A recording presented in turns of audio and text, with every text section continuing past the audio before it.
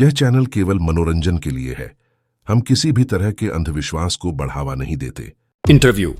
मैंने 20 साल food safety department में काम किया है, लेकिन पानीपुरी स्कैम जैसा झटका कभी नहीं लगा। वो गोलगप्पे जिन्हें हम मजे से खाते थे, उनमें से निकला वो राज आज भी याद करके सिहरन होती है। Priyanka Menon, food safety officer.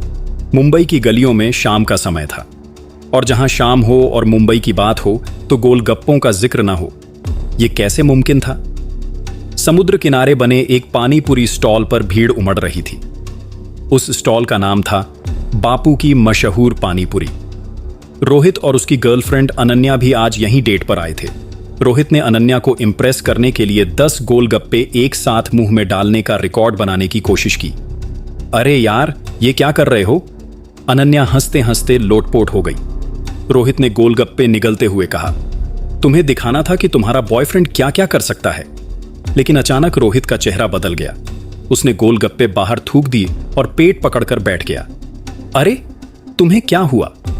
Ananya घबरा गई। पानीपुरी वाले बापू ने कहा, कुछ नहीं होगा बेटा, शायद जल्दी जल्दी खा लिए इसलिए। लेकिन रोहित की हालत बिगड़ती गई। उसे तेज बुखार आ गया और उल्टियां शुरू हो गई। अनन्या ने तुरंत एम्बुलेंस को फोन किया। हॉस्पिटल में डॉक्टरों ने जांच की तो पता चला कि रोहित के शरीर में एक खतरनाक बैक्टीरिया है। जब उन्होंने पानीपुरी के सैंपल की जांच की तो हैरान रह गए। डॉक्टर ने अनन्या से पूछा, ये पानीपुरी कहां से खाई थी? समुद्र किनारे बापू के स्टॉल से, अनन्या ने बताया। अगले दिन फूड सेफ्टी डिपार्टमेंट ने बापू के स्टॉल पर छापा मारा। वहां जो देखने को मिला उसने सबको झकझोर कर रख दिया। स्टॉल के पीछे गंदे बर्तन, सड़े हुए आलू और कीड़े भरे पानी के ड्रम थे। लेकिन सबसे डरावनी बात यह थी कि पानीपुरी के पानी में एक खास केमिकल मिलाया जा रहा था जो लोगों को इसकी लत लगा देता था। फूड सेफ्टी ऑफिसर डॉ.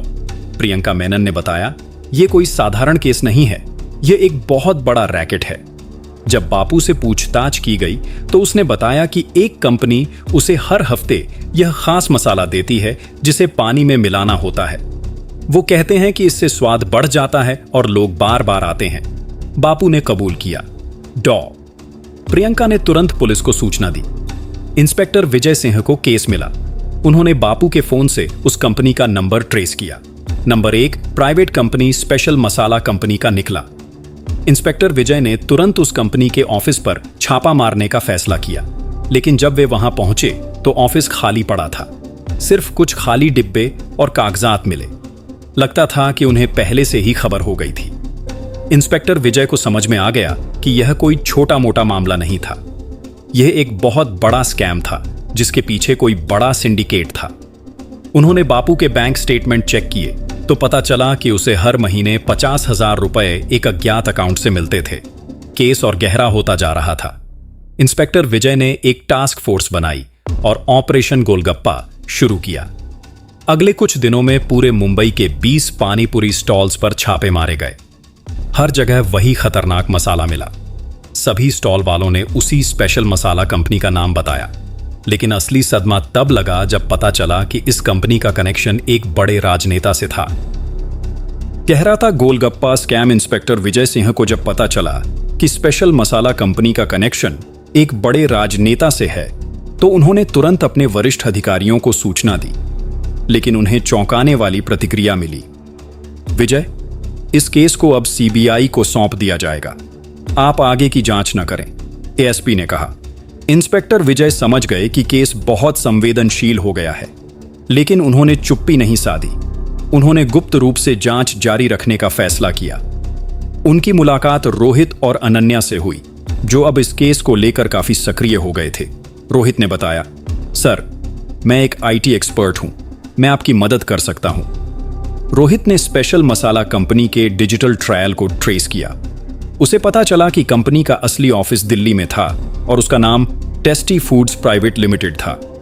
इधर अनन्या ने सोशल मीडिया पर एक अभियान शुरू किया, can't save our street food. हजारों लोग इससे जुड़े और अपनी कहानियां साझा करने लगे।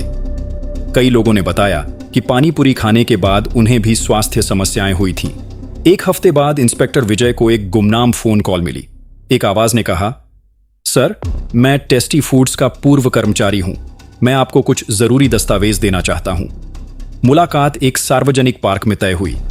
वहां एक युवक ने इंस्पेक्टर विजय को एक पेन ड्राइव दी। उसमें कंपनी के सभी गोपनीय दस्तावेज थे। दस्तावेजों से पता चला कि यह स्कैम सिर्फ मुंबई तक सीमित नहीं था। पूरे भारत के 100 से ज्यादा शहरों में यह कंपनी अपना मसाला बेच रही थी और सबसे चौंकाने वाली बात, यह मसाला चीन से आयात किया जा रहा था।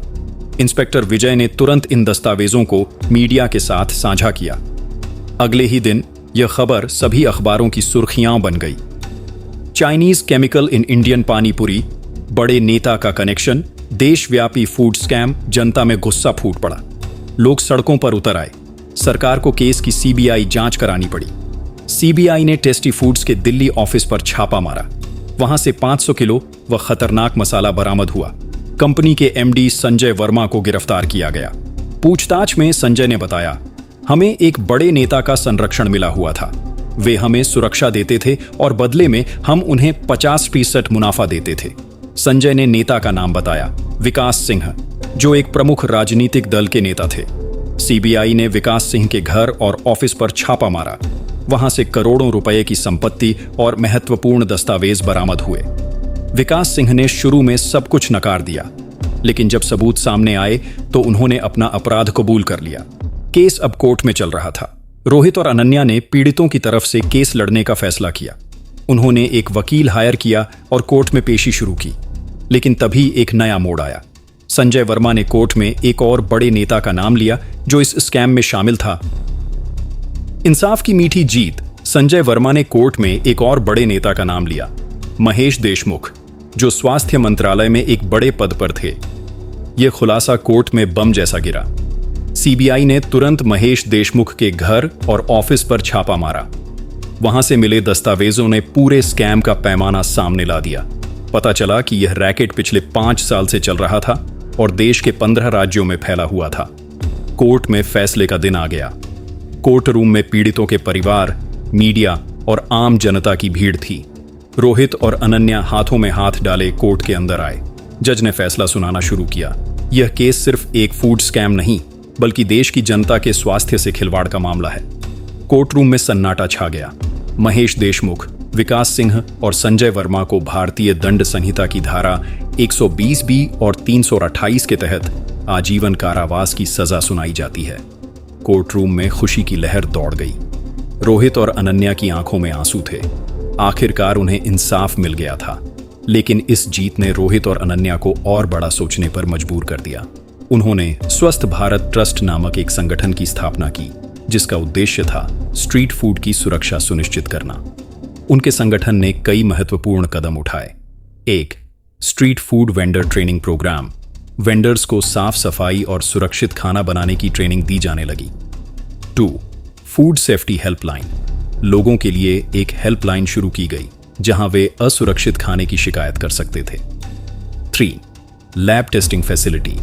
मोबाइल लैब्स शुरू की गई जो स्ट्रीट फूड की रैंडम जांच करती।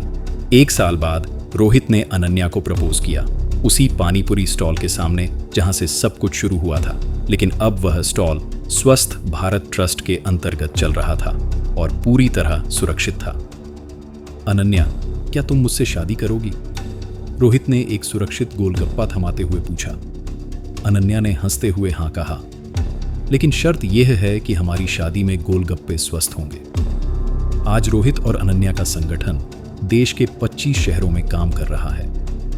उनकी इस लड़ाई ने न सिर्फ उन्हें इंसाफ दिलाया, बल्कि पूरे देश में स्ट्रीट फूड सेफ्टी के प्रति जागरूकता फैलाई। उनकी कहानी हर उस युवा के लिए प्रेरणा है जो सिस्टम के खिलाफ लड़ना चाहता है। रोहित कहते हैं, अगर आपका इरादा सच्चा है और आप सही के लिए लड़ रहे हैं, तो कोई भी ताकत आपको हरा नहीं सकती। एक नई शुरुआत। शादी के बाद रोहित और अनन्या ने अपना स्वस्थ भारत मिशन और विस्तार किया। अब उनका लक्ष्य था पूरे भारत में स्ट्रीट फूड कल्चर को सुरक्षित और बेहतर बनाना। 1 साल बाद का दृश्य। मुंबई के एक बड़े मैदान में स्वस्थ स्ट्रीट फूड फेस्टिवल का आयोजन किया गया। हजारों लोग इकट्ठा थे। रोहित और अनन्या मंच पर खड़े थे। आज हम यहां साबित करने आए हैं कि स्ट्रीट फूड स्वादिष्ट होने के साथ साथ स्वस्थ भी हो सकता है, रोहित ने घोषणा की। फेस्टिवल में 100 से ज्यादा स्ट्रीट फूड वेंडर्स ने हिस्सा लिया, जिन्होंने स्वस्थ भारत ट्रस्ट की ट्रेनिंग ली थी। हर स्टॉल पर फूड सेफ्टी सर्टिफिकेट लगा हुआ था। अनन्या ने बताया, हमने एक नया मोबाइल ऐप लॉन्च किया है, स्वस्थ खाना। इस ऐप पर आप किसी भी स्ट्रीट फूड वेंडर का सेफ्टी रेटिंग चेक कर सकते हैं। 2 साल बाद रोहित और अनन्या के प्रयासों को राष्ट्रीय स्तर पर मान्यता मिली। स्वास्थ्य मंत्रालय ने उनके मॉडल को पूरे देश में लागू करने का फैसला किया। आज हम national street food safety act ला रहे हैं, स्वास्थ्य मंत्री ने संसद में घोषणा की। यह कानून रोहित और अनन्या के संघर्ष का परिणाम है। 3 साल बाद रोहित और अनन्या के जीवन में एक नया मोड़ आया। उन्होंने एक स्वस्थ बच्चे को जन्म दिया। बच्चे का नाम रखा गया आरोग्य। हम चाहते हैं कि हमारा बेटा एक ऐसे देश में बड़ा हो जहां खाना सुरक्षित हो, अनन्या ने कहा। आज का दिन रोहित और अनन्या का स्वस्थ भारत ट्रस्ट अब एक राष्ट्रीय संगठन बन चुका है। उन्होंने 50,000 प्लस स्ट्रीट फूड वेंडर्स को ट्रेनिंग दी, 100 प्लस शहरों में मोबाइल टेस्टिंग लैब्स स्थापित की, 10 लाख प्लस लोगों तक फूड सेफ्टी की जानकारी पहुंचाई। एक इंटरव्यू में रोहित ने कहा, वो एक दर्दनाक अनुभव था, लेकिन उसने हमें यह सुंदर सफर दिया। आज हमारा मिशन सिर्फ स्ट्रीट फूड सुरक्षित करना नहीं, बल्कि लाखों लोगों के स्वास्थ्य की रक्षा करना है। अनन्या ने जोड़ा, हर व्यक्ति का अधिकार है कि उसे सुरक्षित खाना मिले और हम इस अधिकार के लिए लड़ते रहेंगे। उनकी यह कहानी साबित करती है कि एक छोटी सी घटना भी बड़े बदलाव की शुरुआत बन सकती है। आज भी रोहित और अनन्या उसी जोश के साथ अपने मिशन पर काम कर रहे हैं। समापन, कभी कभी जीवन की सबसे कड़वी अनुभव ही सबसे मीठे बदलाव लाती है। रोहित और अनन्या की यह यात्रा हमें सिखाती है कि हर समस्या में एक अवसर छुपा होता है, बस नजरिए की जरूरत होती है।